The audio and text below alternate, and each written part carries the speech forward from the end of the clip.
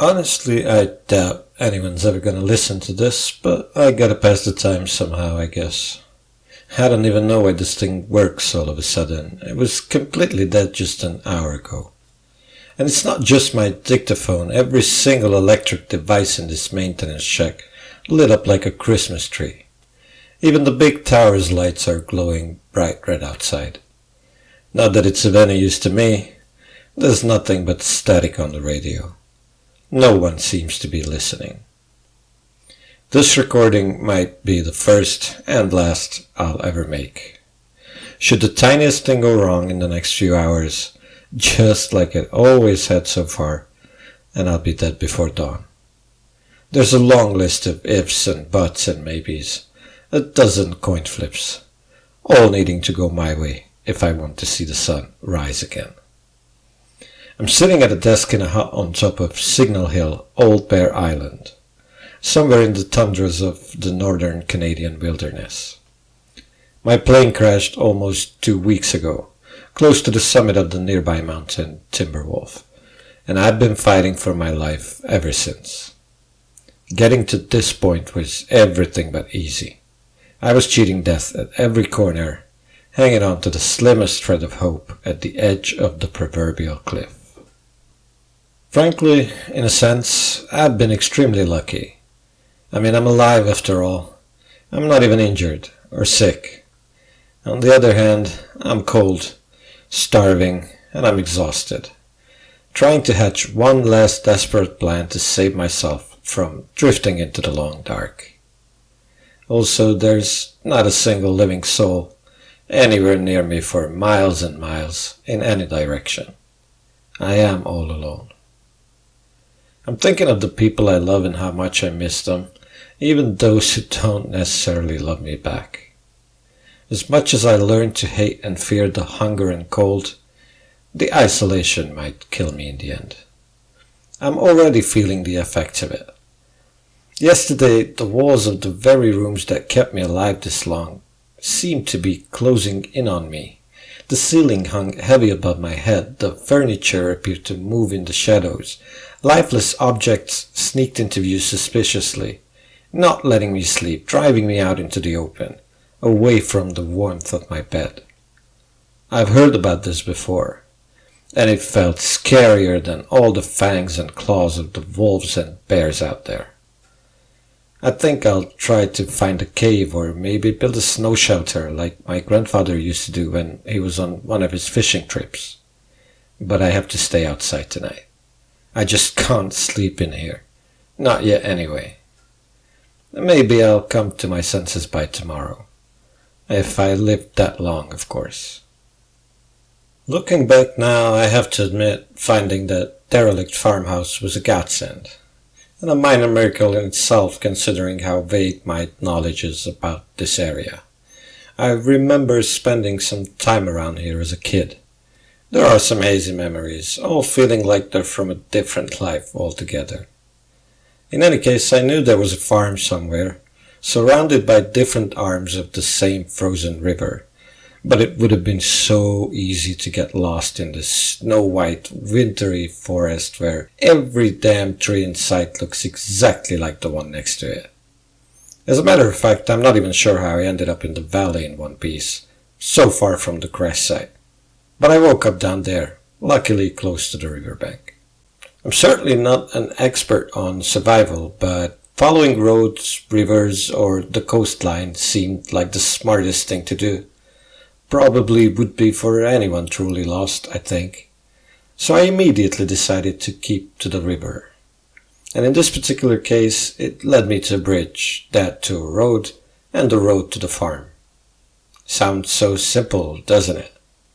Well, in truth, nothing is simple in minus 30 degrees, especially for someone dressed like I was at the time, wearing no coat, no gloves, no hat, no scarf, just a thin sweater, jeans, and some worn-out running shoes on my feet. I was touch and go for frostbite and hypothermia by the time I reached the outskirts of the farmstead. Having no food and no tools either, I started searching for anything useful as soon as I closed the door of the farmhouse behind me. thankfully trapping most of the minuses outside. Looking around inside the house, I could imagine the kind of comfort and serenity one could find at a place like this. 3 big bedrooms, 2 bathrooms, a friendly living room with a fireplace, and a rocking chair next to the window, office, spacious kitchen, porch, basement. It had everything a small family could hope for. Take away the fact that all the shelves were empty and some of the chairs, tables, and various other things were tipped over and broken. The house looked as if I could bump into someone at any second.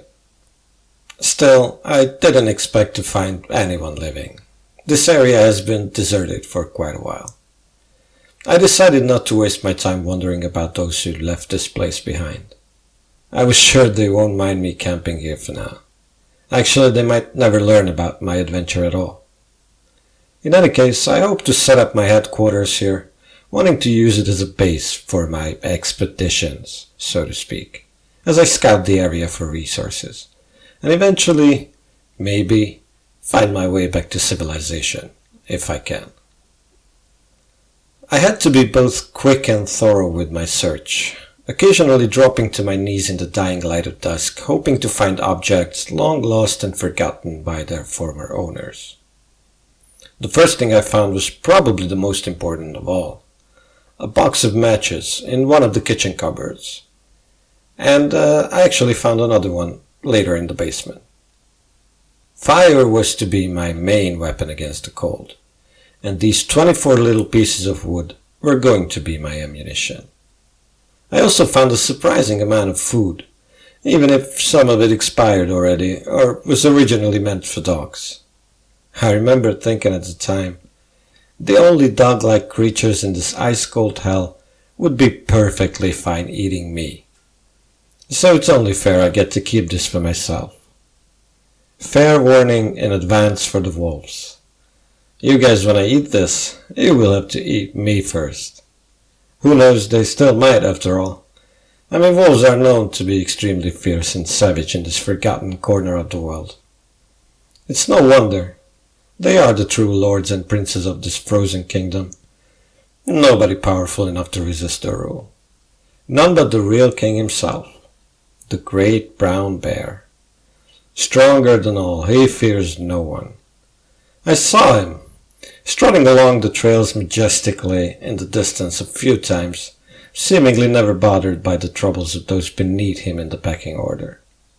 I certainly wanted to keep it that way. It would make no sense trying to claim the crown, for now. As I was searching for useful stuff in one of the bathrooms, lost in my thoughts, I banged my elbow into the water tank of the toilet. The pain reminded me. I have to be really careful. I haven't found any kind of medication, antiseptic or antibiotics. If I get wounded, my injuries can easily get infected. I don't know much about homeopathic medicine, but I know about a few different plants I could use, provided I can find any. A certain type of red berries, natural in this part of Canada, could work as painkillers if I make tea out of them.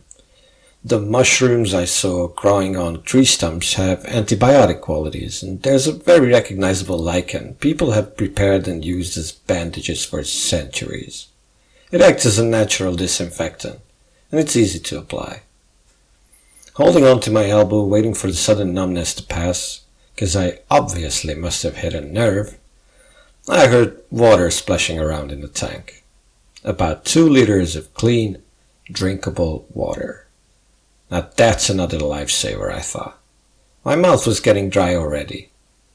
Dehydration could kill me even faster than hunger.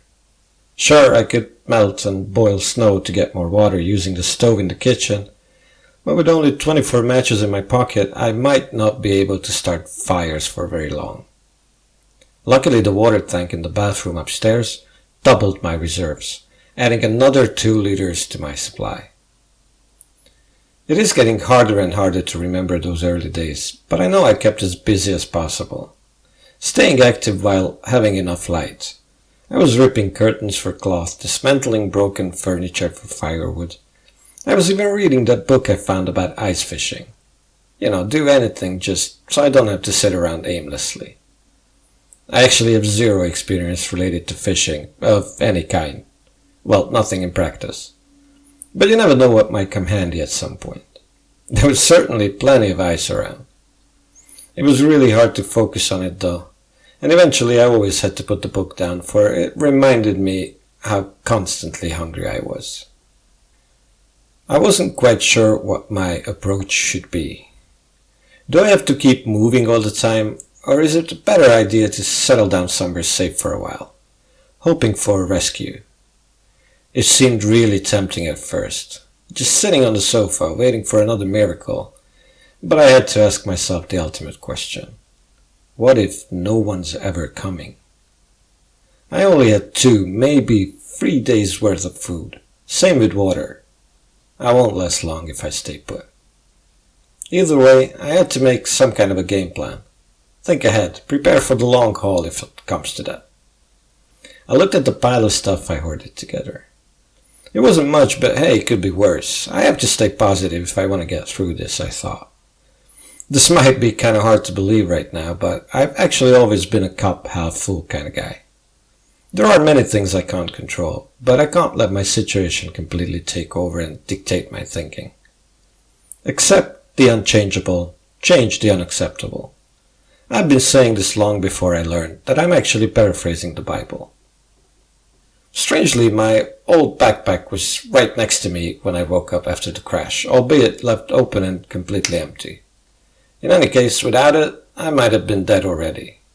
I need to be able to carry stuff around efficiently, and traveling light has a different meaning in this climate. I soon learned how crazy fast the weather turns in the valley, and you always have to be ready to settle down, trapped in a cave or an empty cabin, sit tight for endless hours waiting for the blizzard to pass. And matches are not the only things needed to build a lasting fire either, which means I had to carry tinder and firewood as well.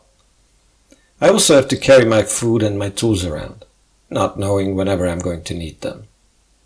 I found a hacksaw in the basement. I would have been happier with a knife or a hatchet, but it still quickly became one of my most prized possessions nonetheless. It's useless in defending myself from the wolves, but it still helped me big time when I was going back outside. I spotted the carcass of a dead deer just behind the open bar next to the farmhouse as I was scouting my direct surroundings on my way here, and when I checked it out, I found it completely frozen. Whatever killed the poor thing ate some of it, but there was still plenty of meat left on the bones, not to mention the hide and the guts I could cure and use later. Without the hacksaw, I would have had no other choice but to build a large fire, lasting for hours, burning through most of my firewood while I'm waiting for the carcass to thaw. Instead, I was able to quickly cut it into smaller pieces, carry those inside, and wait for them to thaw there. I still needed a fire to cook the raw meat, of course, but did so from the safety of the house, saving a lot of time, and I didn't have to worry about stormy winds blowing out my fire or attracting wolves to my dinner.